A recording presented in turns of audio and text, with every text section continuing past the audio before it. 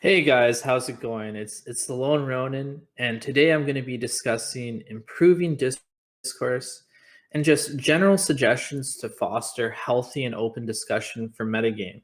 A lot of these concepts apply to communities in general, and I think the first things first is that disagreement is really important, and disagreement is actually a natural part of growing a community.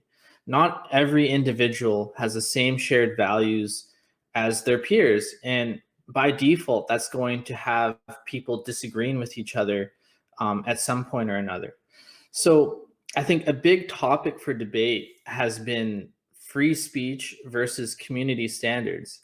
And a lot of us are here because of the censorship resistance of blockchain and cryptographic technology.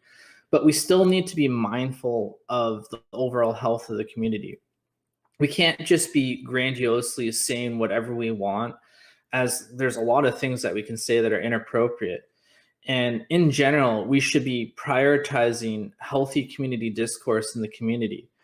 And we still want to discuss sensitive topics, but we need to mediate discussion and arguments about sensitive topics in a specific way. And this is where the disagreement hierarchy kind of comes into play.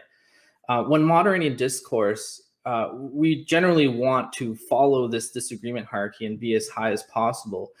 When you look at platforms such as Twitter, a lot of individuals, when they have an argument, they're generally at the lowest point of the disagreement hierarchy, which are primarily name calling and ad hominems.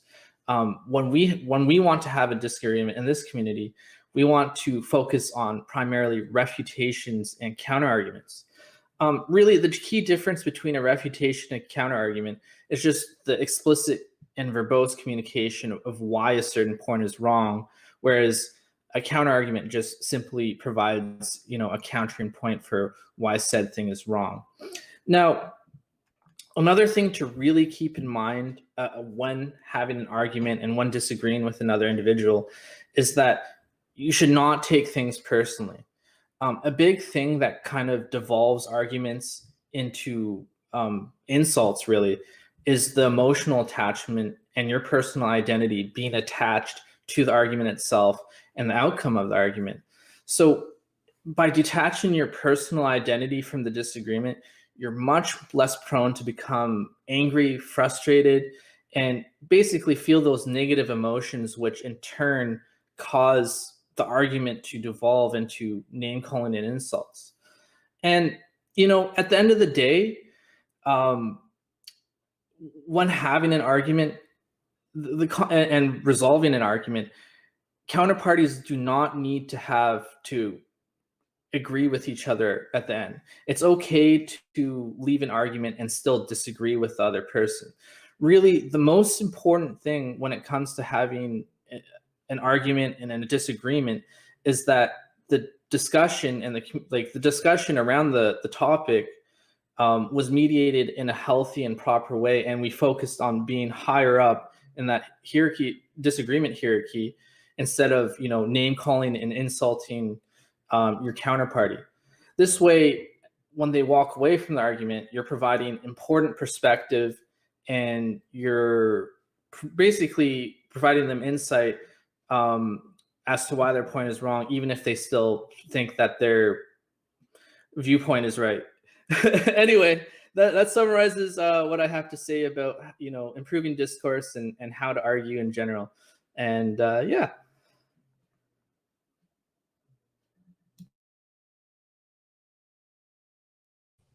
Awesome. Thank you, Lone Runner. I think that's helpful. I liked how the title, I thought we were going to learn how to argue with you. Oh, well. I think, there's going to be a point where we do disagree on things, but yeah, I just felt that it was important that we kind of focus on that. So yeah. Do people ask me questions now, or I don't know how it works? I don't think we have any people within this Jitsi room at the moment, but I can check on over at our MetaFest public and see if anybody's been asking questions. It doesn't look like right now anyone has asked questions. I have a question though.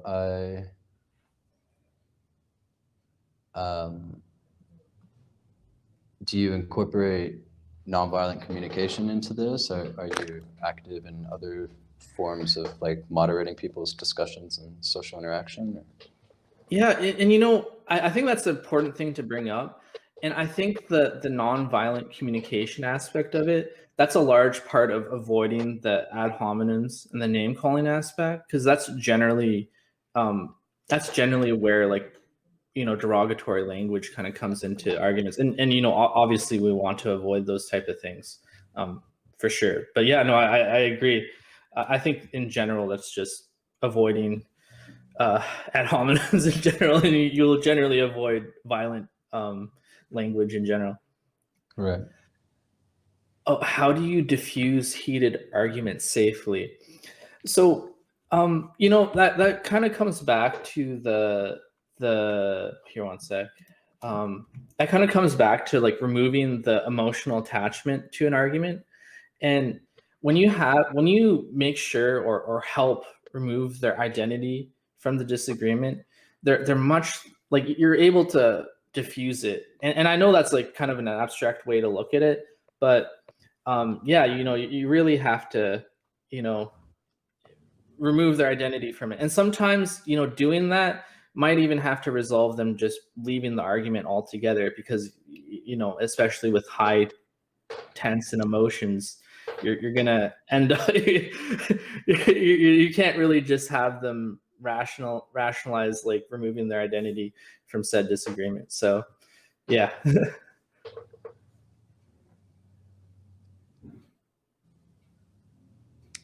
Yeah, absolutely.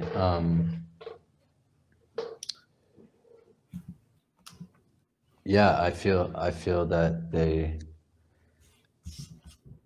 having proper conversation on here is very important. And, you know, as we're working in these hive minds, you're going to have differences with people, right? But as smoothly as we can work through them and work towards a common goal, the better it is for everyone, right?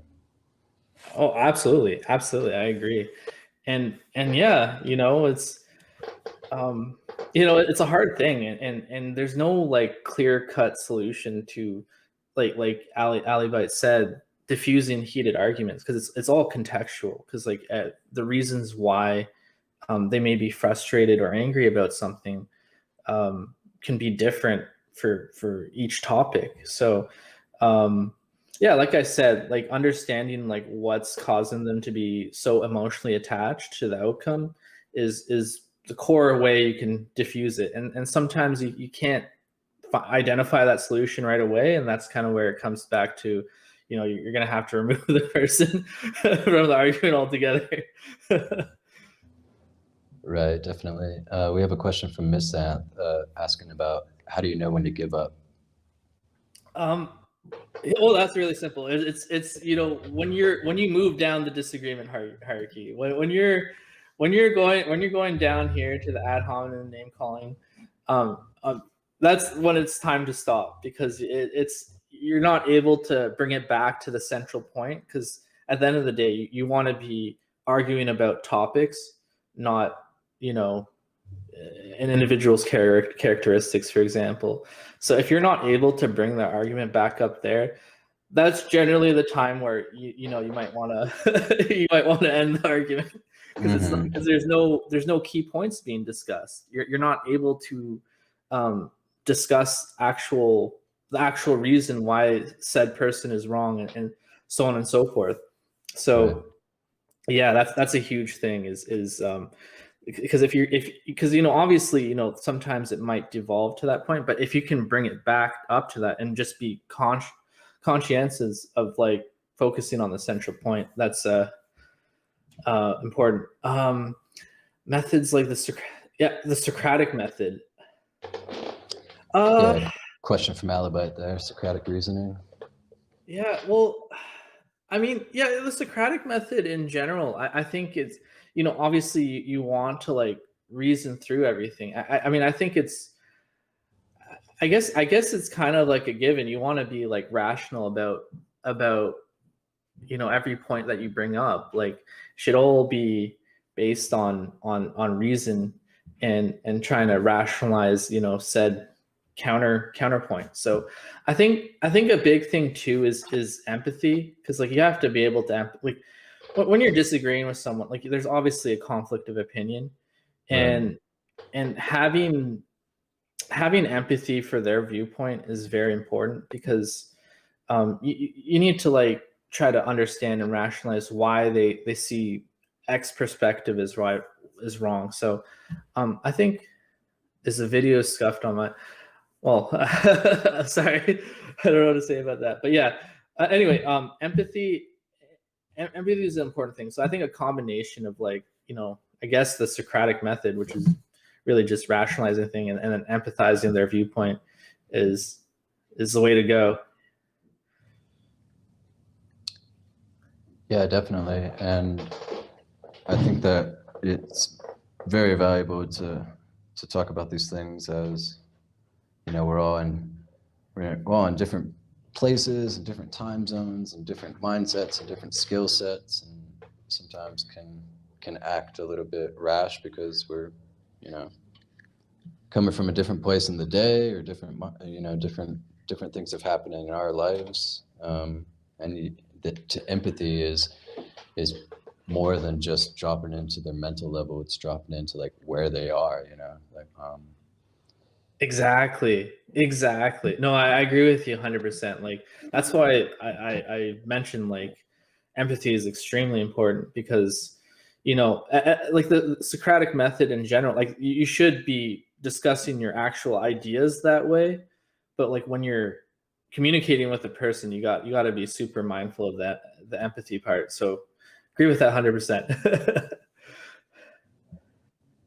Yeah, well, thanks so much. This is I think a very important first conversation for Community Day, how to interact with your community.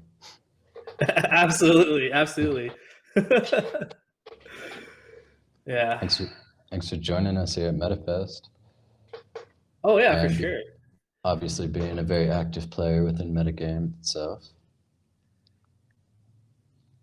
Yeah, no, absolutely. Thank you. I guess I'll head out now, and yeah, no, hopefully this was helpful, and hopefully we can just be mindful of. I think the disagreement hierarchy specifically in future arguments, and I think there's a lot of good points brought up, with the Socratic method, and of course empathy as well too.